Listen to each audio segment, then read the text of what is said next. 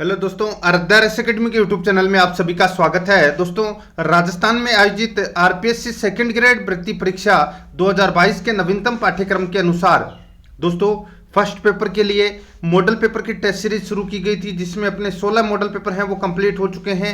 आज अपना इसमें 17 नंबर का मॉडल पेपर है। दोस्तों, अगर आपने पिछले 16 मॉडल पेपर अगर नहीं देखे हैं तो आप प्ले लिस्ट में जाइए, वहाँ पे आपको फोल्डर मिल जाएगा सेकंड ग्रेड मॉडल पेपर 2022 के नाम से वहाँ फोल्डर बना हुआ है। तो आप वहाँ जाकर पिछले 16 मॉडल पेपरों का टेस्ट है वो अवश्य दें। दोस्तों, कुल 100 प्रश्न इस मॉडल पेपर में शामिल किए गए हैं, जिसमें 80 प्रश्न जीके के और 20 प्रश्न शिक्षा मनोविज्ञान से संबंधित हैं। हूबहू आपको ऐसा ही पेपर है वो परीक्षा में देखने को मिलेगा। नवीनतम पाठ्यक्रम पर यह आधारित है। रोजाना एक मॉडल पेपर का टेस्ट है वो आपको अवश्य देना है। दोस्तों, आराध्या एकेडमी के यूट्यूब चैनल को सब्सक्राइब नहीं किया तो सब्सक्राइब जरूर करें, बेल आइकन को दबाएं, वीडियो को लाइक और अपने दोस्तों के पास में शेयर जरूर करें। तो चलिए दोस्तों, शुरू करते हैं आज का अपना इसमें पहला प्रश्न है। इसमें देखिए, भारतीय संविधान का कौन सा अनुच्छेद संसद को राज्य सूची के किसी विषय पर विधि निर्माण की शक्ति प्रदान करता है? बहुत ही अच्छा प्रश्न है। भारतीय संविधान का कौन सा अनुच्छेद संसद को राज्य सूची के किसी विषय पर विधि निर्माण यानी कि कानून निर्माण की शक्ति प्रदान करता है? तो वो अनुच्छेद कौन सा है? तो वो अनुच्छेद है दोस्तों अनुच्छेद 249। तो यहां पर अपना इसमें 4 नंबर का जो ऑप्शन है वो इसका बिल्कुल सही उत्तर हो जाएगा। ठीक है, आगे देखिए, सेकंड नंबर का प्रश्न है, भारतीय प्रांतों में द्वैध शासन व्यवस्था लागू की गई। बताइए, भारतीय प्रांतों में द्वैध शासन व्यवस्था लागू की गई तो ये कब की गई थी? आप सभी को पता ही होगा, मोंटेग्यू चेम्सफोर्ड अधिनियम में दोस्तों प्रांतों में द्वैध शासन प्रणाली लागू की गई थी। तो यहां पर इस प्रश्न का राइट आंसर हो जाएगा भारतीय परिषद अधिनियम 1919 के द्वारा दोस्तों ये प्रांतों में द्वैध शासन की व्यवस्था लागू की गई थी। और इसी भारतीय परिषद अधिनियम 1919 को मोंटेग्यू चेम्सफोर्ड सुधार अधिनियम भी कहते हैं। ठीक है, 3 नंबर ऑप्शन इसका बिल्कुल सही उत्तर हो जाएगा। देखिए, 3 नंबर का प्रश्न है, निम्नलिखित में से कौन सा युग्म सुमेलित नहीं है? तो कौन सा युग्म इसमें सुमेलित नहीं है वो अपने को यहां पर बताना है। देखिए, 42वां संविधान संशोधन हुआ था, उसमें मौलिक कर्तव्य जोड़े गए थे। दोस्तों बिल्कुल सही है। 52वां संशोधन हुआ था, उसमें दल बदल निरोधक कानून लाया गया था, यह भी बिल्कुल सही है। 73वां संविधान संशोधन हुआ था जिसमें पंचायती राज से संबंधित है, ये भी बिल्कुल सही है। 84वां संविधान संशोधन, दोस्तों यहां पे केंद्र राज्य संबंध है वो यहां पर गलत दे रखा है। दोस्तों, 84वां संविधान संशोधन 2001 में हुआ था और इसमें लोकसभा में सदस्यों की संख्या 2026 तक नहीं बढ़ाने की बात करता है ये। ठीक है, तो यहां पर अपना इसमें 4 नंबर का ऑप्शन बिल्कुल सही उत्तर हो जाएगा। यहां पर केंद्र राज्य संबंध है ये गलत दे रखा है। 4 नंबर ऑप्शन इसका बिल्कुल सही। 4 नंबर का प्रश्न इसमें देखिए, गैर कांग्रेसी सरकार का प्रथम प्रधानमंत्री कौन था? गैर कांग्रेसी सरकार का प्रथम प्रधानमंत्री कौन था? इसका राइट आंसर हो जाएगा वो है मोरारजी देसाई। 4 नंबर का जो ऑप्शन है वो इसका बिल्कुल सही उत्तर हो जाएगा, मोरारजी देसाई। ये दोस्तों इनका जो संबंध है वो दोस्तों जनता पार्टी से था। ठीक है, और इनका कार्यकाल है वो 24 मार्च 1977 से लेकर 28 जुलाई 1979, यानी कि दोस्तों मात्र और मात्र लगभग 2 साल इनका कार्यकाल है वो रहा है। तो यहां पर अपना इसमें 1 नंबर का ऑप्शन बिल्कुल सही उत्तर हो जाएगा। 5 नंबर का प्रश्न इसमें देखिए, प्रांतीय स्वायत्तता किस अधिनियम की विशेषता है? प्रांतीय स्वायत्तता किस अधिनियम की विशेषता है? तो दोस्तों यहां पर इसका राइट आंसर क्या हो जाएगा, वो है भारत सरकार अधिनियम 1935 की ये महत्वपूर्ण विशेषता है। यहां पर 3 नंबर का जो ऑप्शन है वो इसका बिल्कुल सही उत्तर हो जाएगा। ठीक है, आगे देखिए, 6 नंबर का प्रश्न है, भारतीय संविधान का कौन सा अनुच्छेद अल्पसंख्यक वर्ग के हितों के संरक्षण से संबंधित है? भारतीय संविधान का कौन सा अनुच्छेद अल्पसंख्यक वर्ग के हितों के संरक्षण से संबंधित है? तो इसका राइट आंसर हो जाएगा वो है दोस्तों अनुच्छेद 29। दोस्तों अनुच्छेद 29 इसका राइट आंसर हो जाएगा। 2 नंबर का ऑप्शन बिल्कुल सही। दोस्तों देखिए, क्या है अनुच्छेद 29 के अंदर देखिए सभी अल्पसंख्यकों को अपनी भाषा, लिपि अथवा संस्कृति को पूर्ण बनाए रखने का अधिकार देता है ये, ठीक है। और एक अनुच्छेद और है, अनुच्छेद 30। अल्पसंख्यकों से संबंधित दो अनुच्छेद हैं, ठीक है, एक तो 29 और एक 30। 30 में क्या है कि अल्पसंख्यकों को अपनी विशेष शिक्षण संस्थाएं स्थापित करने का अधिकार है, ठीक है। तो यहां पर अपना 2 नंबर का ऑप्शन इसका राइट आंसर हो जाएगा। 7 नंबर का प्रश्न इसमें देखिए, लोकसभा में अनुसूचित जातियों के लिए कितने स्थान आरक्षित हैं? लोकसभा में अनुसूचित जातियों के लिए कितने स्थान आरक्षित है? तो इसका राइट आंसर हो जाएगा वो है दोस्तों 79 स्थान है वो आरक्षित है। यहां पर 3 नंबर का जो ऑप्शन है वो इसका बिल्कुल सही उत्तर हो जाएगा 79, ठीक है। 8 नंबर का प्रश्न इसमें देखिए, स्वतंत्र भारत की प्रथम लोकसभा का पहला अध्यक्ष कौन था? बताइए, स्वतंत्र भारत की प्रथम लोकसभा का पहला अध्यक्ष कौन था? राइट आंसर हो जाएगा वो है अपना इसमें जीवी मालवंकर।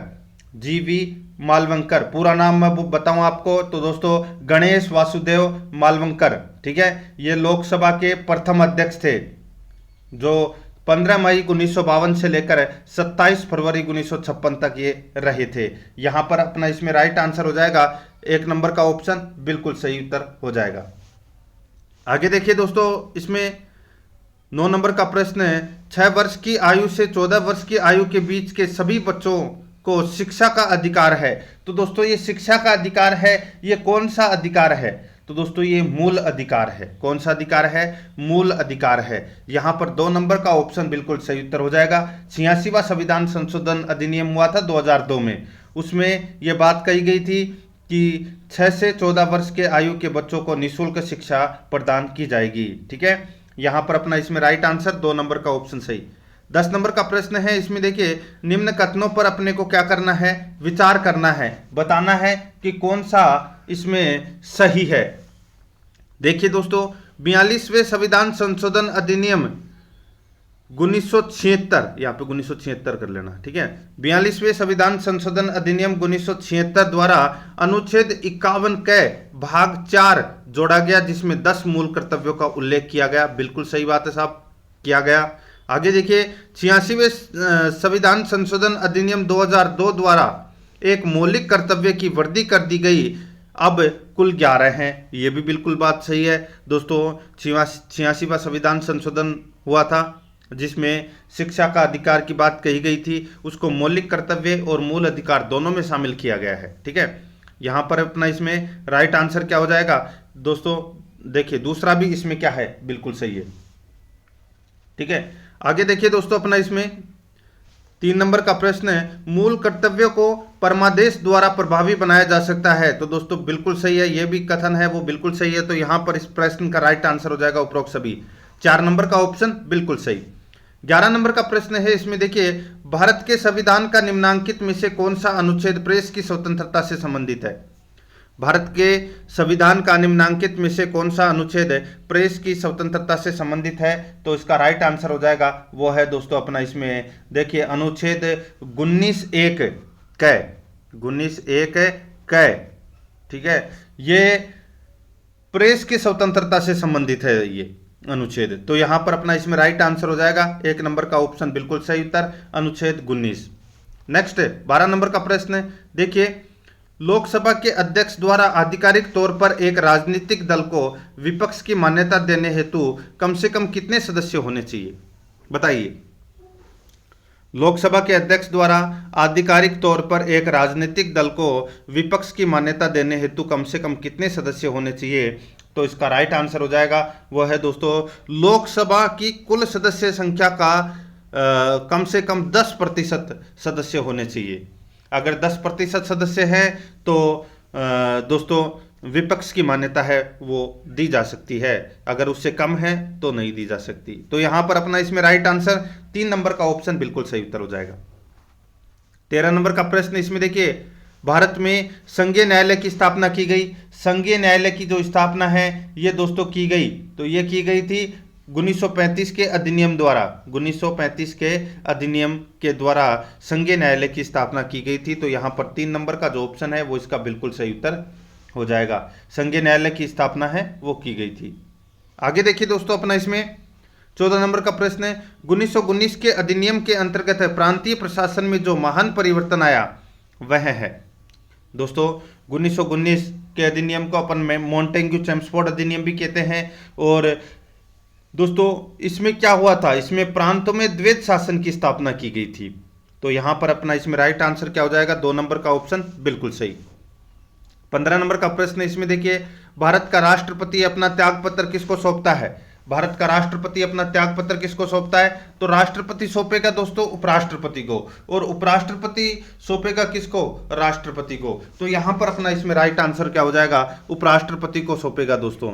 तो यहां पर 2 नंबर का जो ऑप्शन है वो इसका बिल्कुल सही उत्तर हो जाएगा। 16 नंबर का प्रश्न है इसमें देखिए, निम्नलिखित में से राष्ट्रपति किसकी नियुक्ति नहीं करता है। दोस्तों राष्ट्रपति किसकी नियुक्ति नहीं करता। अब दोस्तों यहां पर आप देख सकते हैं, देखिए भारत का जो महान्यायवादी है इसकी नियुक्ति करता है, नियंत्रक एवं महालेखा परीक्षक की भी नियुक्ति करता है, एक राज्य का राज्यपाल की भी नियुक्ति करता है, लेकिन उपराष्ट्रपति की नियुक्ति है वो दोस्तों राष्ट्रपति नहीं करता है। तो यहां पर इस प्रश्न का राइट आंसर 4 नंबर का ऑप्शन बिल्कुल सही उत्तर हो जाएगा। 17 नंबर का प्रश्न इसमें देखिए, निम्न में से संविधान का कौन सा अनुच्छेद मंत्री परिषद की नियुक्ति तथा पदच्युति को विवेचित करता है। कौन सा अनुच्छेद है वो मंत्री परिषद की नियुक्ति और उनको हटाने को ये विवेचित करता है, बताइए कौन सा अनुच्छेद करता है ये। तो दोस्तों ये अनुच्छेद करता है अनुच्छेद 75। ठीक है, तो दोस्तों यहां पर अपना इसमें राइट आंसर क्या हो जाएगा, 4 नंबर का जो ऑप्शन है वो इसका बिल्कुल सही उत्तर हो जाएगा। ये आपको इसमें याद रखना है। ठीक है, 18 नंबर का प्रश्न इसमें देखिए, भारतीय संविधान का अनुच्छेद 370 परिपुष्ट करता है। तो दोस्तों ये अनुच्छेद 370 है, ये हटा दिया गया है, इसको छोड़ दीजिए। ठीक है, 19 नंबर का प्रश्न है इसमें देखिए, भारत में सबसे अधिक लोकसभा सदस्यों का प्रतिनिधित्व करने वाला राज्य है। भारत में सबसे अधिक लोकसभा सदस्यों का प्रतिनिधित्व करने वाला राज्य है तो वो कौन सा है, तो वो है दोस्तों यूपी, यानी कि उत्तर प्रदेश, बाबा योगी आदित्यनाथ वाला यूपी। ठीक है, जहां पर लोकसभा की सर्वाधिक सीटें हैं 80। तो यहां पर अपना इसमें 1 नंबर का ऑप्शन बिल्कुल सही उत्तर हो जाएगा, यूपी। आगे देखिए 20 नंबर का प्रश्न है, प्रथम पंचायती राज व्यवस्था का उद्घाटन पंडित जवाहरलाल नेहरू के द्वारा 2 अक्टूबर 1959 को किया गया। कहां पर किया गया था, तो दोस्तों ये किया गया था राजस्थान के नागौर जिले के बगदरी ग्राम में दोस्तों ये पंचायती राज व्यवस्था का उद्घाटन किया गया था। तो यहां पर अपना इसमें 3 नंबर का जो ऑप्शन है वो इसका बिल्कुल सही उत्तर हो जाएगा। आगे देखिए 21 नंबर का प्रश्न है, महात्मा गांधी दक्षिणी अफ्रीका से भारत किस वर्ष लौटे। महात्मा गांधी दक्षिणी अफ्रीका से भारत किस वर्ष लौटे, तो इसका राइट आंसर हो जाएगा वो है दोस्तों 1915 में ये लौटे थे। 1915 में ये लौटे थे। ठीक है, जनवरी 1950 में ये भारत लौट आए थे। तो यहां पर अपना इसमें 1 नंबर का ऑप्शन बिल्कुल सही उत्तर हो जाएगा। 22 नंबर का प्रश्न इसमें देखिए, महात्मा गांधी की निम्नलिखित में से किस एक कृति में आधुनिक मशीनोन्मुखी सभ्यता की आलोचना मिलती है। महात्मा गांधी की निम्नलिखित में से किस एक कृति में आधुनिक मशीनोन्मुखी सभ्यता की आलोचना मिलती है, तो इसका राइट आंसर हो जाएगा वो है दोस्तों अपना इसमें हिंद स्वराज की। तो यहां पर अपना इसमें 2 नंबर का ऑप्शन बिल्कुल सही उत्तर, हिंद स्वराज। ठीक है, आगे देखिए दोस्तों अपना इसमें सूची फर्स्ट को सूची सेकंड से सुमेलित करना है। ठीक है, अपने को बताना है कि कौन सी धारा है वो कहाँ बहती है और कौन सी गर्म है या कौन सी ठंडी है। देखिए दोस्तों यहाँ पर देखिए गल्फ स्ट्रीम, दोस्तों गल्फ स्ट्रीम ये एक गर्म धारा है। क्या है, गर्म धारा है ये गल्फ स्ट्रीम। ठीक है, ये आपको इसमें याद रखना है। और देखिए बेंगुला धारा, बेंगुला धारा है ये दोस्तों कहाँ चलती है, तो दोस्तों ये दक्षिणी अटलांटिक महासागर में ये बेंगुला धारा है, ये चलती है। तो ये 2 से कनेक्ट हो जाएगा। पेरू धारा, दोस्तों पेरू धारा है ये प्रशांत महासागर में चलती है। ठीक है, प्रशांत महासागर में। और देखिए पश्चिमी ऑस्ट्रेलियाई धारा है ये दोस्तों हिंद महासागर में चलती है। तो यहाँ पर इस प्रश्न का राइट आंसर क्या हो जाएगा, 4, 2, 1, 3 इस प्रश्न का सही उत्तर हो जाएगा, यानी कि अपना इसमें 1 नंबर का ऑप्शन बिल्कुल सही उत्तर। 24 नंबर का प्रश्न है इसमें देखिए, अल नीनो संबंधित है। तो दोस्तों ये अल नीनो किससे संबंधित है, ये संबंधित है दोस्तों भारतीय मानसून से। किससे संबंधित है, भारतीय मानसून से संबंधित है ये अल नीनो। 3 नंबर का जो ऑप्शन है वो इसका बिल्कुल सही उत्तर हो जाएगा। आगे देखिए 25 नंबर का प्रश्न है, अरब सागर में गिरने वाली नदियां डेल्टा क्यों नहीं बनाती? अरब सागर में गिरने वाली नदियां डेल्टा क्यों नहीं बनाती? क्योंकि बताइए, क्योंकि कठोर चट्टानों से गुजरने के कारण अपने साथ गाद लेकर नहीं चलती, इसकी वजह से दोस्तों ये डेल्टा का निर्माण है वो नहीं करती है। ठीक है, ये आपको इसमें याद रखना है। अरब सागर में गिरने वाली प्रमुख नदियां कौन कौन सी है? तो नर्मदा, सोन। ठीक है, ये आपको याद रखना है। तो यहां पर इसमें 3 नंबर का जो ऑप्शन है वो इसका बिल्कुल सही उत्तर हो जाएगा। 26 नंबर का प्रश्न इसमें देखिए, भारत में सोयाबीन का अग्रणी उत्पादक राज्य कौन सा है? भारत में सोयाबीन का अग्रणी उत्पादक राज्य है वो कौन सा है? तो वो है दोस्तों मध्य प्रदेश।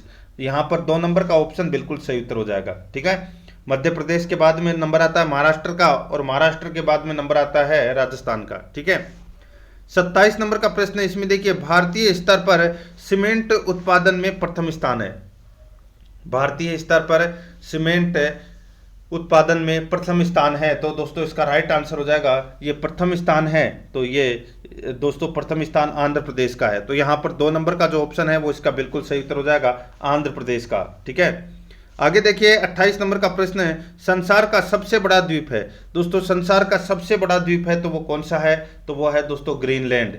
ग्रीनलैंड है ये संसार का सबसे बड़ा द्वीप है, और ये डेनमार्क के अधीन है वर्तमान में। तो यहां पर अपना इसमें राइट आंसर हो जाएगा 2 नंबर का ऑप्शन बिल्कुल सही। 29 नंबर का प्रश्न इसमें देखिए, भारतीय राष्ट्रीय कांग्रेस की स्थापना A.O. ह्यूम द्वारा किस वर्ष की गई? तो दोस्तों भारतीय राष्ट्रीय कांग्रेस की जो स्थापना है वो कब की गई थी? तो ये 1885 में की गई थी। किसके द्वारा? A.O. ह्यूम के द्वारा की गई थी। तो यहां पर अपना इसमें राइट आंसर 3 नंबर ऑप्शन सही उत्तर। 30 नंबर का प्रश्न इसमें देखिए, निम्नलिखित में से किस एक महाद्वीप में उसके संपूर्ण क्षेत्रफल में मैदानी भाग का प्रतिशत सर्वाधिक है? निम्नलिखित में से किस एक महाद्वीप में उसके संपूर्ण क्षेत्रफल में मैदानी भाग का प्रतिशत सर्वाधिक है? तो अपना इसमें राइट आंसर क्या हो जाएगा? वो है दोस्तों यूरोप। तो यहाँ पर अपना इसमें 2 नंबर का जो ऑप्शन है वो इसका बिल्कुल सही उत्तर हो जाएगा। दोस्तों यूरोप व दक्षिणी अमेरिका दोनों ही महाद्वीपों में मैदानी भाग का जो विस्तार है वो अधिक है, लेकिन प्रतिशतता की दृष्टि से यूरोप महाद्वीप में मैदानी भाग का प्रतिशत अधिक है। तो यहाँ पर अपना इसमें 2 नंबर का ऑप्शन बिल्कुल सही उत्तर हो जाएगा। आगे देखिए 31 नंबर का प्रश्न, उष्ण कटिबंधीय घास स्थल को क्या कहते हैं? उष्ण कटिबंधीय घास स्थल को क्या कहते हैं? इसका राइट आंसर हो जाएगा दोस्तों, उसको बोलते हैं क्या? सवाना बोलते हैं, सवाना बोलते हैं। ठीक है, 3 नंबर का ऑप्शन बिल्कुल सही उत्तर सवाना। 32 नंबर का प्रश्न इसमें देखिए, संयुक्त राष्ट्र महासभा का अध्यक्ष चुना या चुने जाने वाला या वाली एकमात्र भारतीय कौन थी? बताइए, संयुक्त राष्ट्र महासभा का अध्यक्ष चुने जाने वाली एकमात्र भारतीय कौन थी या कौन था? तो दोस्तों इसका राइट आंसर हो जाएगा वो है विजय लक्ष्मी पंडित। यहाँ पर 1 नंबर का जो ऑप्शन है वो इसका बिल्कुल सही उत्तर हो जाएगा। विजय लक्ष्मी पंडित वर्ष 1953 में संयुक्त राष्ट्र महासभा का अध्यक्ष चुनी गई थी। ठीक है, और ये प्रथम भारतीय और प्रथम महिला थी। ठीक है, 1 नंबर ऑप्शन बिल्कुल सही। 33 नंबर का प्रश्न है, निम्नलिखित में से कौन सा भारतीय कृषि में निम्न उत्पादकता का कारण नहीं है? बताइए, निम्नलिखित में से कौन सा भारतीय कृषि में निम्न उत्पादकता का कारण नहीं है? इसका राइट आंसर क्या हो जाएगा? वो है दोस्तों सहकारी खेती। यहाँ पर 1 नंबर का जो ऑप्शन है वो इसका बिल्कुल सही उत्तर हो जाएगा, सहकारी खेती। 1 नंबर ऑप्शन बिल्कुल सही, बाकी तीनों है। आगे देखिए, लघु उद्योगों के लिए उच्चतम वित्त निकाय कौन सा है? लघु उद्योगों के लिए उच्चतम वित्त निकाय कौन सा है? तो दोस्तों वो है इसमें सिडबी। कौन सा है? सिडबी। तो यहां पर अपना इसमें राइट आंसर क्या हो जाएगा? 2 नंबर का जो ऑप्शन है वो इसका बिल्कुल सही उत्तर हो जाएगा। सिडबी छोटे पैमाने के उद्योगों की स्थापना, वित्त पोषण, विकास तथा ऐसे कार्यों के समन्वय करने वाली प्रमुख वित्तीय संस्था है। ठीक है, तो यहां पर अपना इसमें राइट आंसर हो जाएगा 2 नंबर का ऑप्शन बिल्कुल सही। ठीक है, आगे देखिए, इसमें मेरियाना खाई क्या है? बताइए, यानी कि मेरियाना ट्रेंच क्या है? बताइए। तो दोस्तों इसका राइट आंसर क्या हो जाएगा? तो दोस्तों इसका राइट आंसर हो जाएगा मेरियाना खाई है। ये क्या है? तो ये महासागर का सबसे गहरा भाग है। महासागर का यानी कि मेरियाना ट्रेंच है, ये महासागर का सबसे गहरा भाग है जो प्रशांत सागर में ये स्थित है। ठीक है, यहाँ पर अपना इसमें राइट आंसर हो जाएगा 3 नंबर का जो ऑप्शन है वो इसका बिल्कुल सही उत्तर है। देखिए जो मेरियाना ट्रेंच है, ठीक है, इसकी गहराई लगभग 11,033 मीटर है। 11,033 मीटर इसकी गहराई है। तो यहाँ पर 3 नंबर ऑप्शन बिल्कुल सही। 36 नंबर प्रश्न इसमें देखिए, चीनी उद्योग सबसे अधिक किस राज्य में विकसित है? चीनी उद्योग सबसे अधिक कौन से राज्य में विकसित है? ये विकसित है दोस्तों महाराष्ट्र में। यहाँ पर 2 नंबर का जो ऑप्शन है वो इसका बिल्कुल सही उत्तर हो जाएगा, महाराष्ट्र में ये स्थित है। ठीक है, 37 नंबर का प्रश्न है, इसमें देखिए नवरत्न का विचार संबंधित है। नवरत्न का विचार संबंधित है तो दोस्तों ये संबंधित है सार्वजनिक क्षेत्र के चयनित उद्यम से। ठीक है, तो दोस्तों इसका राइट आंसर 4 नंबर का जो ऑप्शन है वो इसका बिल्कुल सही उत्तर हो जाएगा, याद रखना। ठीक है, देखिए केंद्र सरकार ने सार्वजनिक तौर के उपक्रमों को 3 भागों में बांटा गया है। एक है मिनी रत्न योजना, एक नवरत्न योजना और एक महारत्न योजना। ठीक है, याद रखना। तो यहाँ पर 4 नंबर का ऑप्शन बिल्कुल सही। आगे देखिए, वर्ष 2011 की जनगणना के अनुसार शहरी क्षेत्र व ग्रामीण क्षेत्र में बाल लिंगानुपात कितना है? तो बाल लिंगानुपात है वो दोस्तों कितना है? इसका राइट आंसर हो जाएगा, देखिए शहरी और ग्रामीण क्षेत्रों में दोनों में बताना है। तो दोस्तों सबसे पहले मैं शहरी की बात करूं तो शहर में है 905 और ग्रामीण में है 923 बाल लिंगानुपात। तो यहाँ पर 1 नंबर का जो ऑप्शन है वो इसका बिल्कुल सही उत्तर हो जाएगा। आगे देखिए 39 नंबर का प्रश्न है, 2011 की जनगणना के अनुसार राज्य की सर्वाधिक जनसंख्या वाला जिला है। राज्य की सर्वाधिक जनसंख्या वाला जिला है वो कौन सा है 2011 की जनगणना के अनुसार? तो दोस्तों इस प्रश्न का राइट आंसर हो जाएगा वो है इसमें जयपुर। तो यहाँ पर अपना इसमें 1 नंबर का ऑप्शन बिल्कुल सही उत्तर हो जाएगा। आगे देखिए दोस्तों अपना इसमें 40 नंबर का प्रश्न, प्राचीनतम यानी कि प्राचीनतम गुहा चित्र किस क्षेत्र में पाए जाते हैं? दोस्तों प्राचीनतम जो गुहा चित्र है वो किस क्षेत्र में पाए जाते हैं? तो ये हाड़ौती क्षेत्र में पाए जाते हैं दोस्तों। यहाँ पर अपना इसमें 3 नंबर का ऑप्शन बिल्कुल सही उत्तर हो जाएगा। आगे देखिए संत पीपा की गुफा कहाँ है? दोस्तों संत पीपा की जो गुफा है ये कहाँ पर है? तो दोस्तों इसका राइट आंसर हो जाएगा, देखिए संत पीपा की गुफा है ये टोडाग्राम टोंक में है। कहाँ पर है? टोडाग्राम टोंक में है दोस्तों संत पीपा की गुफा। और इनकी जो छतरी है वो गागरोन झालावाड़ में है। ठीक है, यहाँ पर अपना इसमें राइट आंसर हो जाएगा, गुफा का नाम गुफा पूछिए कहाँ पर है? तो ये टोडा में है। तो यहाँ पर 4 नंबर ऑप्शन बिल्कुल सही। आगे देखिए, भीलों का प्रसिद्ध लोकगीत जिसे स्त्री पुरुष साथ साथ मिलकर गाते हैं। भीलों का प्रसिद्ध लोकगीत जिसे स्त्री पुरुष साथ साथ मिलकर गाते हैं, इसका राइट आंसर क्या हो जाएगा? वो है दोस्तों वो है हमसिडो। हमसिडो ये एक भीलों का लोकगीत है जिसमें स्त्री पुरुष दोनों मिलकर इस गीत को गाया जाता है। तो यहाँ पर अपना इसमें राइट आंसर हो जाएगा 4 नंबर का ऑप्शन सही उत्तर हमसिडो। आगे देखिए 43 नंबर का प्रश्न है, जो वाद्य यंत्र फूंक कर बजाए जाते हैं उन्हें कहा जाता है? बताइए, वह वाद्य यंत्र जो फूंक कर बजाए जाते हैं उन्हें दोस्तों सुशीर वाद्य यंत्र कहते हैं। क्या कहते हैं? सुशीर वाद्य यंत्र। 3 नंबर का जो ऑप्शन है वो इसका बिल्कुल सही उत्तर हो जाएगा, सुशीर वाद्य यंत्र। आगे देखिए 44 नंबर का प्रश्न, निम्नांकित जातियों या जनजातियों पंथों व उनके नृत्यों को सुमेलित कीजिए। निम्नांकित जातियों, जनजातियों व पंथों व उनके नृत्यों को सुमेलित कीजिए। तो दोस्तों यहाँ पर इस प्रश्न का राइट आंसर क्या हो जाएगा? देखिए गैर नृत्य, दोस्तों ये गैर नृत्य कौन सी जनजाति का है? तो ये भील जनजाति का लोक नृत्य है, बिल्कुल सही है। कच्ची घोड़ी नृत्य ये दोस्तों शेखावाटी के बावरिया समाज के लोगों के द्वारा एक कच्ची घोड़ी नृत्य किया जाता है, बिल्कुल सही है। शंकरिया नृत्य है ये एक कालबेलिया नृत्य है, बिल्कुल सही है। अग्नि नृत्य है ये दोस्तों जसनाती संप्रदाय के द्वारा किया जाता है, ये भी दोस्तों इसमें बिल्कुल सही है। सारे के सारे इसमें सही सुमेलित हैं। 1 2 3 4 5 इस प्रश्न का राइट आंसर हो जाएगा। 1 2 3 4 5 तो है ही नहीं, यानी कि 1 नंबर ऑप्शन बिल्कुल सही उत्तर। आगे देखिए, राजस्थान की बहरूपिया कला को विश्व के अनेक राष्ट्रों में प्रदर्शित करने वाले थे। राजस्थान की बहरूपिया कला को विश्व के अनेक राष्ट्रों में प्रदर्शित करने वाले थे। तो इसका राइट आंसर क्या हो जाएगा? वो है दोस्तों अपना इसमें कौन सा? तो वह है जानकीलाल भांड। ठीक है, जानकीलाल भांड। तो यहाँ पर अपना इसमें 1 नंबर का ऑप्शन बिल्कुल सही उत्तर हो जाएगा। ठीक है, आगे देखिए इसमें 46 नंबर का प्रश्न है, ज्ञान समुद्र बावनी 12 अष्टक, सवैया, सुंदर विलास आदि किस संत की श्रेष्ठ रचनाएं हैं? बहुत ही अच्छा प्रश्न है और ये तो आपको आना भी चाहिए। ज्ञान समुद्र, बावनी, 12 अष्टक, सवैया, सुंदर विलास आदि किस संत की श्रेष्ठ रचनाएं हैं? सुंदर विलास से आपको याद आ गया होगा, इस प्रश्न का राइट आंसर संत सुंदरदास होगा। यहां पर 2 नंबर का जो ऑप्शन है वो इसका बिल्कुल सही उत्तर हो जाएगा। आगे देखिए 47 नंबर का प्रश्न है, पर्युषण पर्व जैनियों द्वारा किस माह में मनाया जाता है? पर्युषण पर्व जैनियों द्वारा किस माह में मनाया जाता है? इसका राइट आंसर हो जाएगा वो है दोस्तों, ये मनाया जाता है भाद्रपद माह में। यहाँ पर 2 नंबर का जो ऑप्शन है वो इसका बिल्कुल सही उत्तर हो जाएगा भाद्रपद माह में।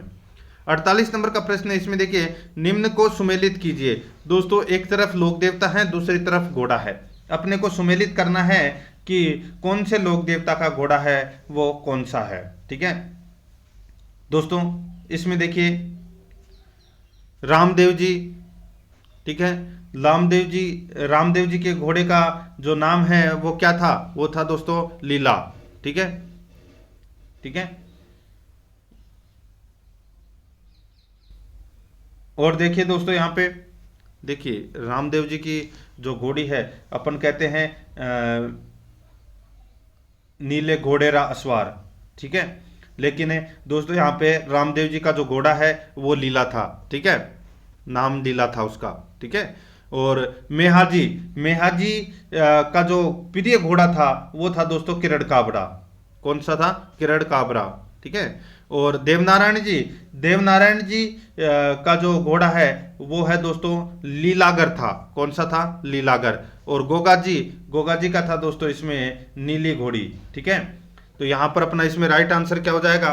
2 1 3 4 इस प्रश्न का राइट आंसर हो जाएगा 2 1 3 4, यानी कि अपना इसमें 1 नंबर का ऑप्शन बिल्कुल सही उत्तर हो जाएगा। आगे देखिए सूफ क्या है? बताइए सूफ क्या है? तो सूफ दोस्तों एक प्रकार का कसीदा है। सूफ क्या है? एक प्रकार का कसीदा है। 3 नंबर का ऑप्शन राइट आंसर हो जाएगा, जिसमें कपड़े के पीछे से तुरपाई की जाती है। ठीक है, यहां पर अपना इसमें राइट आंसर 3 नंबर का ऑप्शन सही। आगे देखिए आगरा का ताजमहल, कोलकाता का विक्टोरिया मेमोरियल तथा दयाल बाग मंदिर किस पत्थर से बने हैं? आगरा का ताजमहल, कोलकाता का विक्टोरिया मेमोरियल तथा दयाल बाग मंदिर किस पत्थर से बने हैं? तो इसका राइट आंसर हो जाएगा ये पत्थर से, कौन से पत्थर से बने हैं? तो ये मकराना के संगमरमर से बने हैं। तो यहां पर अपना इसमें 1 नंबर ऑप्शन बिल्कुल सही। 51 नंबर का प्रश्न है, इसमें देखिए ऊन का घाघरा किस जाति की महिलाएं पहनती है? ऊन का घाघरा किस जाति की महिलाएं पहनती है? राइट आंसर हो जाएगा बिश्नोई जाति की महिलाएं हैं वो ऊन का घाघरा पहनती है। तो यहाँ पर अपना इसमें 1 नंबर का ऑप्शन बिल्कुल सही उत्तर हो जाएगा। ठीक है, बिश्नोई जाति की स्त्रियां हैं वो ऊन का पट्टीदार घाघरा पहनती है। ठीक है, तो यहाँ पर अपना इसमें राइट आंसर 1 नंबर ऑप्शन सही। आगे देखिए बागड़ प्रदेश की मीरा के नाम से मशहूर जिन्होंने कीर्तनमाला नामक ग्रंथ की रचना की। बागड़ प्रदेश की मीरा के नाम से मशहूर जिन्होंने कीर्तनमाला नामक ग्रंथ की रचना की, इसका राइट आंसर क्या हो जाएगा? वो है दोस्तों अपना इसमें गौरी बाई। तो ये 1 नंबर का जो ऑप्शन है वो इसका बिल्कुल सही उत्तर हो जाएगा गौरी बाई। ठीक है, याद रखना। देखिए डूंगरपुर की गौरी बाई की कृष्ण भक्ति के कारण इन्हें वागड़ प्रदेश की मीरा भी कहा जाता है, ये भी आपको इसमें याद रखना है। ठीक है, 1 नंबर ऑप्शन बिल्कुल सही। 53 नंबर का प्रश्न, इसमें देखिए वह या वाद्य यंत्र जिनका निर्माण सींग से किया जाता है? वह वाद्य यंत्र जिसका निर्माण सींग से किया जाता है, तो इसका राइट आंसर हो जाएगा वो है सिंगी। 4 नंबर का जो ऑप्शन है वो इसका बिल्कुल सही उत्तर हो जाएगा सिंगी। ठीक है, आगे देखिए 54 नंबर का प्रश्न है, पुरुषों द्वारा श्री कृष्ण की एवं स्त्रियों द्वारा राधा जी की नकल करते हुए राजसमंद जिले के नाथद्वारा क्षेत्र में होली के अवसर पर किए जाने वाला नृत्य है। पुरुषों द्वारा श्री कृष्ण की एवं स्त्रियों द्वारा राधा जी की नकल करते हुए राजसमंद जिले के नाथद्वारा क्षेत्र में होली के अवसर पर किए जाने वाला नृत्य है। तो वो नृत्य कौन सा है? वो है दोस्तों डांग नृत्य। कौन सा है? डांग नृत्य। तो यहाँ पर अपना इसमें राइट आंसर हो जाएगा 3 नंबर का जो ऑप्शन है वो इसका बिल्कुल सही उत्तर। देखिए जो ये डांग नृत्य है ये राजसमंद जिले के नाथद्वारा क्षेत्र में होली के अवसर पर किया जाता है। ठीक है, यहां पर अपना 3 नंबर ऑप्शन बिल्कुल सही उत्तर हो जाएगा। 55 नंबर प्रश्न है, इसमें देखिए सुमेलित कीजिए। एक तरफ है रामदेव जी के मंदिर और दूसरी तरफ है संबंधित राज्य या क्षेत्र। ठीक है, दोस्तों यहाँ पर देखिए रुनेजा का मंदिर है, वो रामदेव जी का मंदिर है, आप सभी को पता है। और ये कहाँ पर है, तो ये जैसलमेर रामदेवरा में है।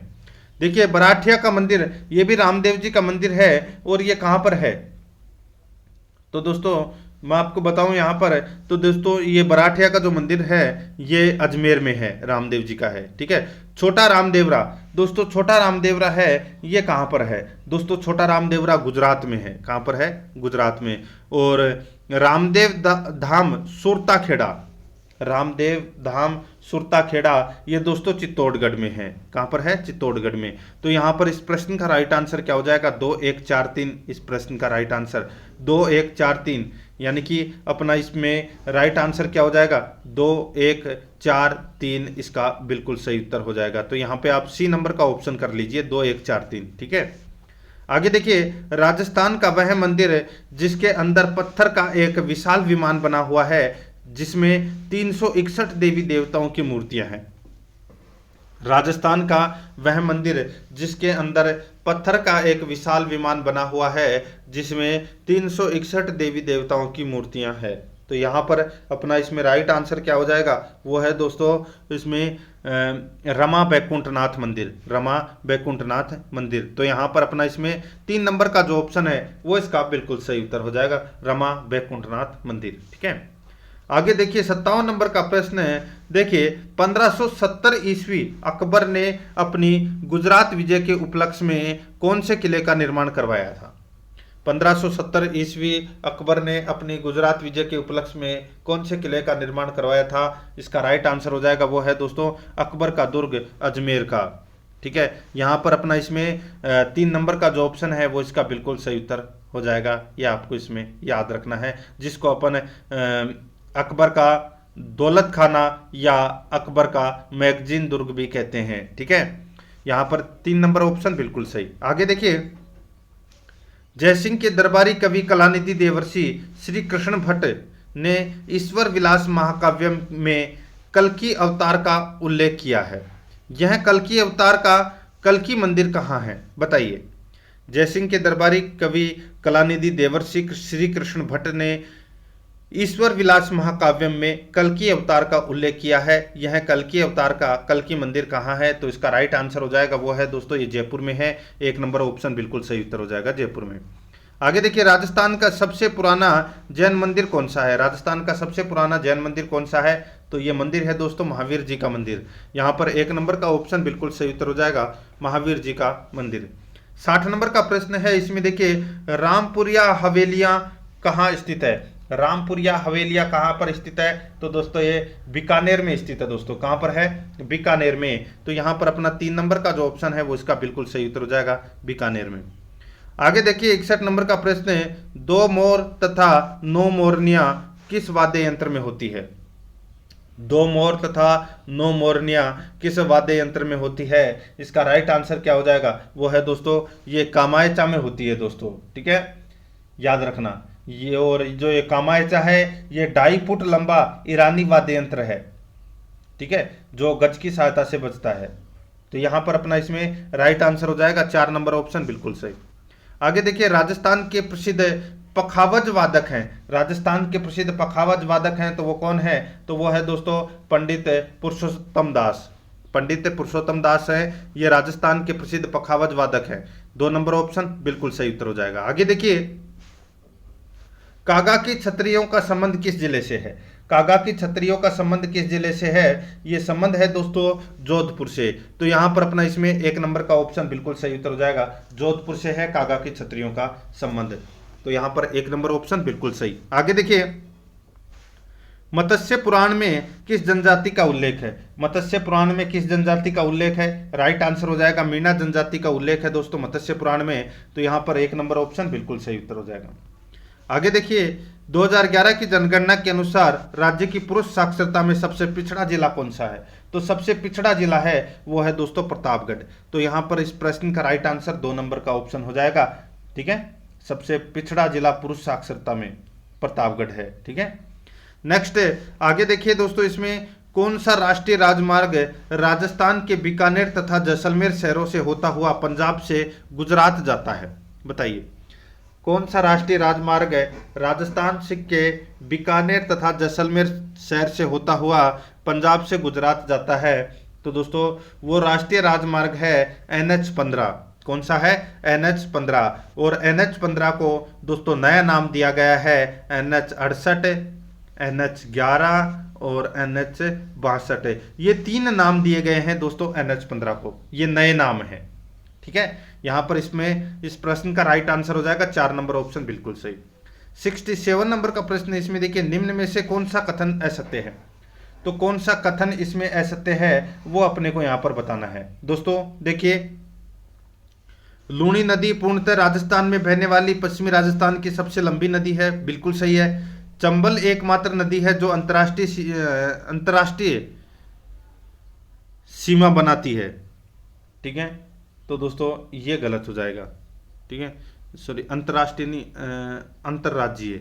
ठीक है, अंतर्राज्यीय सीमा बनाती है, राष्ट्रीय की जगह काट लीजिए, अंतर्राज्यीय सीमा बनाती है। ठीक है, ये भी बिल्कुल सही है।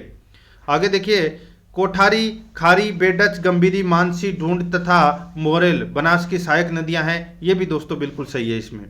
और देखिए इसमें माही नदी चित्तौड़गढ़ व झालावाड़ की सीमाओं को अलग करती हुई कर्क रेखा को 2 बार पार करती है, तो ये गलत हो जाएगा दोस्तों। माही नदी बांसवाड़ा और डूंगरपुर इन 2 जिलों में ही बहती है। ठीक है, और ये कर्क रेखा को 2 बार पार करती है, ये इसमें बिल्कुल सही है। और इसकी सहायक नदियां सोम, जाखम, अनास, सांप, मोरेन, ये इसकी सहायक नदियां हैं। यहाँ पर 4 नंबर का ऑप्शन इसका राइट आंसर हो जाएगा, ये असत्य है चौथा नंबर का।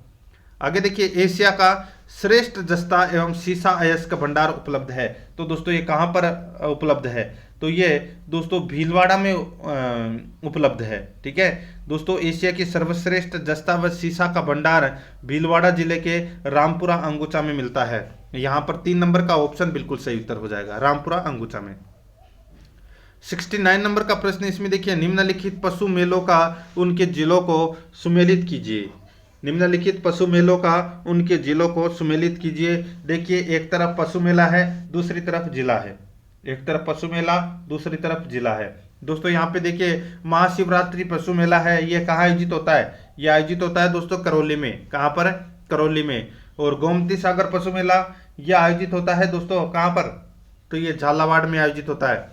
बहरोड पशु मेला ये दोस्तों अलवर में आयोजित होता है। और जसवंत पशु मेला है ये दोस्तों भरतपुर में आयोजित होता है। यहाँ पर इस प्रश्न का राइट आंसर क्या हो जाएगा? 4 1 2 3, 4 1 2 3, यानी कि अपना इसमें राइट आंसर क्या हो जाएगा? 3 नंबर का ऑप्शन बिल्कुल सही उत्तर। आगे देखिए 70 नंबर का प्रश्न है, निम्न में से बेमेल युग्म को ज्ञात कीजिए। निम्न में से बेमेल युग्म को अपने को यहाँ पर क्या करना है? ज्ञात करना है। दोस्तों यहाँ पर देखिए, केवलादेव राष्ट्रीय उद्यान कहाँ पर है? भरतपुर में, बिल्कुल सही है। माही बजाज सागर बांध कहाँ पर है? बांसवाड़ा में, बिल्कुल सही है। अफीम की खेती में अग्रणी जिला सिक्कर, गलत दे रखा है दोस्तों। कौन सा जिला है? तो दोस्तों चित्तौड़गढ़ है। कौन सा है? चित्तौड़गढ़ होना चाहिए था यहाँ पर, तो ये सही होता। यहाँ पर 3 नंबर का ऑप्शन राइट आंसर हो जाएगा, क्योंकि ये युग्म है, ये बेमेल है। सेवन घास युक्त विस्तृत क्षेत्र जैसलमेर, ये भी सही है। यहाँ पर 3 नंबर का ऑप्शन इसका बिल्कुल सही। 71 नंबर का प्रश्न इसमें देखिए, निम्न में से कौन से राष्ट्रीय उद्यान या अभ्यारण्य को विश्व प्राकृतिक धरोहर के नाम से जाना जाता है? बताइए, विश्व प्राकृतिक धरोहर के नाम से किसे जाना जाता है? तो दोस्तों आप सभी को पता होगा, यह जाना जाता है केवलादेव राष्ट्रीय उद्यान, घाना, भरतपुर। तो यहाँ पर अपना इसमें राइट आंसर हो जाएगा 2 नंबर का ऑप्शन बिल्कुल सही उत्तर हो जाएगा। ठीक है, आगे देखिए, इसमें निम्न को सुमेलित कीजिए। एक तरफ है लिफ्ट परियोजना, दूसरी तरफ है जिले। अपने को बताना है कि कौन से लिफ्ट नहर है वो कौन से जिले में है। ठीक है, यहाँ पर देखिए कमरसेन लिफ्ट नहर, कमरसेन लिफ्ट नहर ये दोस्तों कहाँ पर है? तो ये बीकानेर में है। ठीक है, गंदेली साहिब लिफ्ट परियोजना ये कहाँ पर है? तो ये है दोस्तों चूरू में। और राजीव गांधी लिफ्ट नहर ये जोधपुर में है। और गजनेर लिफ्ट परियोजना ये नागौर में है। यहाँ पर इस प्रश्न का राइट आंसर क्या हो जाएगा? 4 3 2 1, इस प्रश्न का बिल्कुल सही उत्तर हो जाएगा, यानी कि 3 नंबर ऑप्शन बिल्कुल सही। आगे देखिए 74 नंबर का प्रश्न है, राजस्थान का कौन सा शहर पाकिस्तान की सीमा के सर्वाधिक निकट है? राजस्थान का कौन सा शहर पाकिस्तान की सीमा के सर्वाधिक निकट है? तो अपना इसमें राइट आंसर क्या हो जाएगा? वो है दोस्तों देखिए, यहाँ पर जैसलमेर, बीकानेर, गंगानगर और जोधपुर दे रखा है। तो दोस्तों इसका राइट आंसर हो जाएगा गंगानगर। यहाँ पर 3 नंबर का ऑप्शन बिल्कुल सही उत्तर हो जाएगा। गंगानगर शहर पाकिस्तान की सीमा के सर्वाधिक निकट है, 3 नंबर ऑप्शन बिल्कुल सही। आगे देखिए, राज्य के किस भाग की मिट्टियां लवणों से अधिक प्रभावित है? राज्य के किस भाग की मिट्टियां लवणों से अधिक प्रभावित है?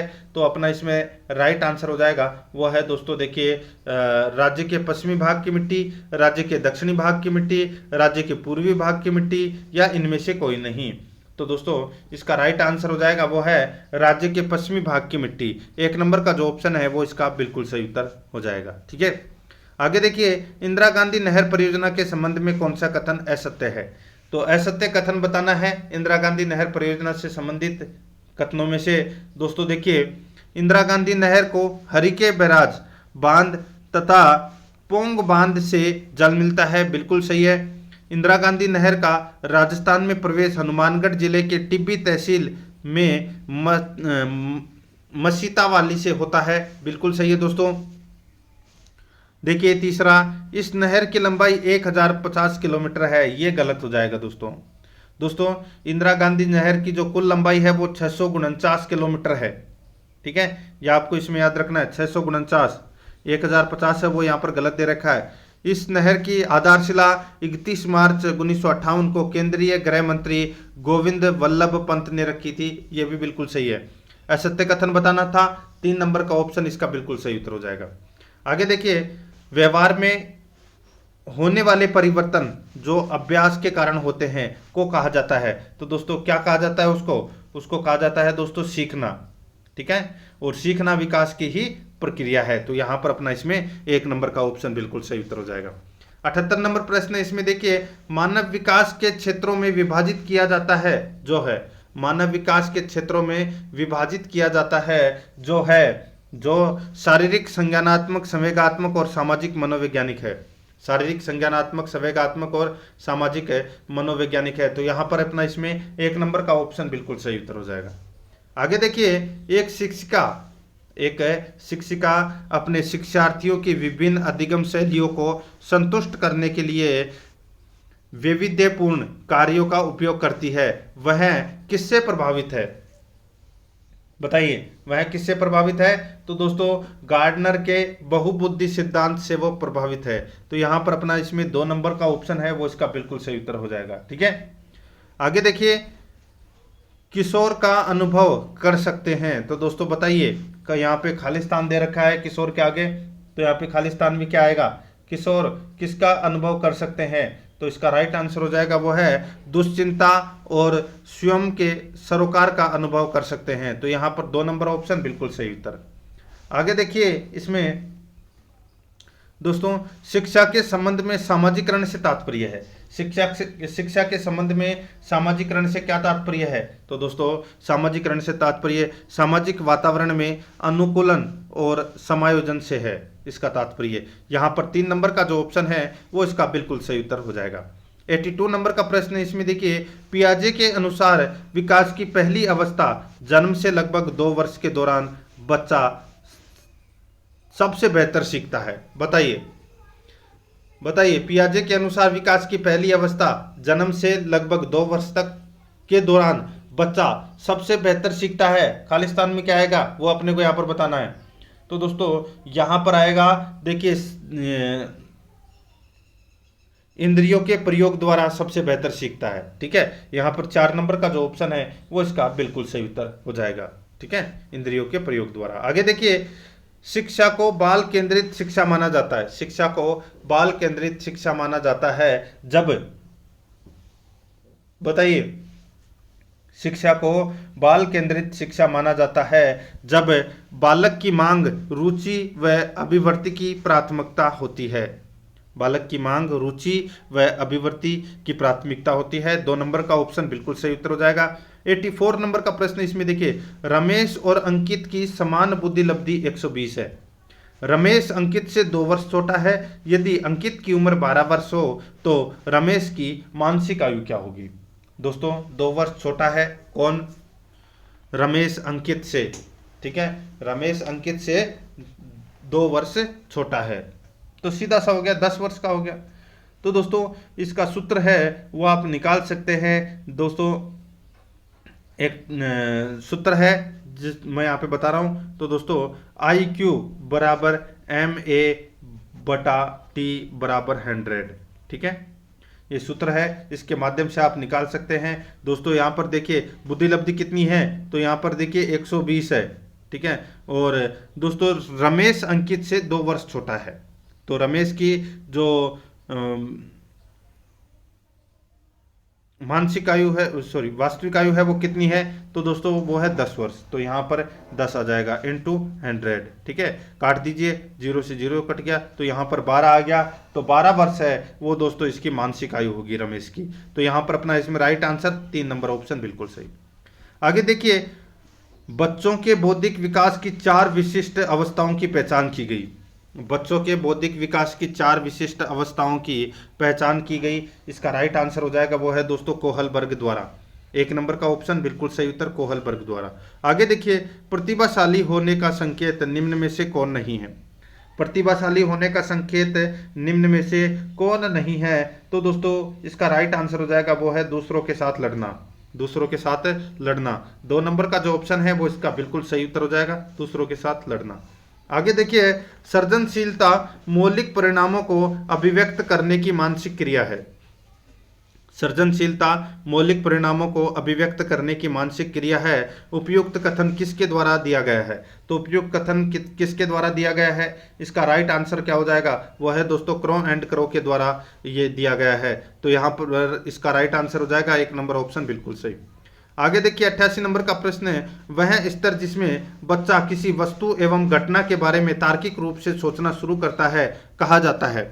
वह स्तर जिसमें बच्चा किसी वस्तु एवं घटना के बारे में तार्किक रूप से सोचना शुरू करता है कहा जाता है। इसका राइट आंसर क्या हो जाएगा, वह है दोस्तों अपना इसमें मूर्त क्रियात्मक अवस्था।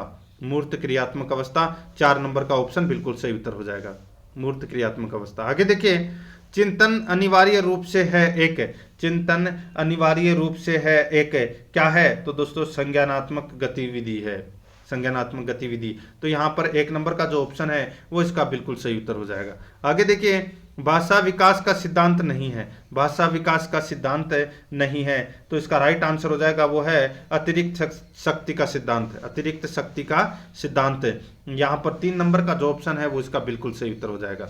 आगे देखिए, अल्पवयस्क बच्चों के अधिगम प्रक्रम में अभिभावकों की भूमिका होनी चाहिए। बताइए, अल्पवयस्क बच्चों के अधिगम प्रक्रम में अभिभावकों की भूमिका होनी चाहिए, तो इसका राइट आंसर हो जाएगा वो है अग्र सक्रिय होना चाहिए। तो यहाँ पर 2 नंबर का ऑप्शन बिल्कुल सही उत्तर, अग्र सक्रिय। आगे देखिए, मनोवैज्ञानिकों के अनुसार बुद्धि, मनोवैज्ञानिकों के अनुसार बुद्धि दोस्तों सीखने की क्षमता है, ठीक है, और अमूर्त चिंतन की योग्यता है। तो इसमें राइट आंसर हो जाएगा, ये दोनों ही सही है। 4था नंबर का ऑप्शन इसका राइट आंसर हो जाएगा, ए और बी दोनों सही है इसमें। आगे देखिए, निम्न में कौन सृजनात्मकता से संबंधित नहीं है, तो कौन सृजनात्मकता से संबंधित नहीं है, तो यहां पर देखिए दोस्तों, देखिए मौलिकता है, प्रवाह है, मितव्ययता है, लेकिन उपयोगिता है, ये सृजनात्मकता से संबंधित नहीं है। 4 नंबर ऑप्शन बिल्कुल सही उत्तर हो जाएगा। आगे देखिए, छोटे शिक्षार्थियों को कक्षा कक्ष में समवयस्कों के साथ अंतःक्रिया करने के लिए प्रोत्साहित करना चाहिए, जिससे क्या होगा, वे एक दूसरे से प्रश्नों को सीख सके। तो यहाँ पर 1 नंबर ऑप्शन बिल्कुल सही उत्तर हो जाएगा। आगे देखिए, सीखने के नियम दिए हैं, सीखने के नियम दिए हैं, तो इसका राइट आंसर हो जाएगा थॉर्नडाइक। यहाँ पर 3 नंबर का जो ऑप्शन है वो इसका बिल्कुल सही उत्तर हो जाएगा थॉर्नडाइक। ठीक है, 3 नंबर ऑप्शन बिल्कुल सही। आगे देखिए, 96 नंबर का प्रश्न है, हाल ही में किस राज्य सरकार ने वरिष्ठ नागरिक तीर्थ यात्रा योजना के तहत बुजुर्गों को मुफ्त में तीर्थ यात्रा कराने की घोषणा की है। हाल ही में किस राज्य सरकार ने वरिष्ठ नागरिकों यानी कि वरिष्ठ नागरिक तीर्थ यात्रा योजना के तहत बुजुर्गों को मुफ्त में तीर्थ यात्रा कराने की घोषणा की है, तो इसका राइट आंसर हो जाएगा वो है दोस्तों, ये राजस्थान सरकार ने यह घोषणा की है। तो यहाँ पर 4 नंबर का ऑप्शन बिल्कुल सही। आगे देखिए, राजस्थान के किस पूर्व भाजपा सांसद का हाल ही में निधन हो गया, तो दोस्तों इसका राइट आंसर हो जाएगा वो है हरिओम सिंह राठौड़ का हाल ही में निधन हो गया। तो यहाँ पर 3 नंबर ऑप्शन बिल्कुल सही। आगे देखिए, दुनिया की सबसे बड़ी 351 फीट ऊंची शिव प्रतिमा कहाँ स्थापित की जा रही है, तो दोस्तों ये कहाँ पर स्थापित की जा रही है, तो ये स्थापित की जा रही है दोस्तों नाथद्वारा में। तो यहाँ पर 4 नंबर का जो ऑप्शन है वो इसका बिल्कुल सही उत्तर हो जाएगा, नाथद्वारा में। ठीक है, आगे देखिए दोस्तों, इसमें सज्जनगढ़ बायोलॉजिकल पार्क कहाँ स्थित है, तो ये स्थित है दोस्तों कहाँ पर, ये उदयपुर में है। 4 नंबर ऑप्शन बिल्कुल सही उत्तर हो जाएगा। आगे देखिए, राज्य में प्रस्तावित डेजर्ट टूरिस्ट सर्किट से संबंधित जिले हैं, तो डेजर्ट टूरिस्ट सर्किट से संबंधित जिले हैं तो वो है बीकानेर, जोधपुर, जैसलमेर, बाड़मेर। तो यहां पर अपना 1 नंबर का ऑप्शन बिल्कुल सही उत्तर हो जाएगा। तो दोस्तों ये मैंने आज आपको जो सेकंड ग्रेड भर्ती परीक्षा प्रथम पेपर के लिए मॉडल पेपर में 17 नंबर का मॉडल पेपर है वो अपना कंप्लीट हो चुका है। अगर आपने पिछले 16 मॉडल पेपर नहीं देखे हैं तो आप प्ले लिस्ट में जाइए, वहां पे आपको फोल्डर मिल जाएगा सेकंड ग्रेड मॉडल पेपर 2022 के नाम से, वहां फोल्डर बना हुआ है। तो आप वहां जाकर पिछले मॉडल पेपरों का टेस्ट है वो अवश्य दें और रोजाना मेरे साथ में चलें। और अध्याय अकेडमी के यूट्यूब चैनल को सब्सक्राइब जरूर करें, बेल आइकन को दबाएं, वीडियो को लाइक और अपने दोस्तों के पास में शेयर जरूर करें। मिलते हैं दोस्तों नेक्स्ट वीडियो में। जय हिंद, जय भारत।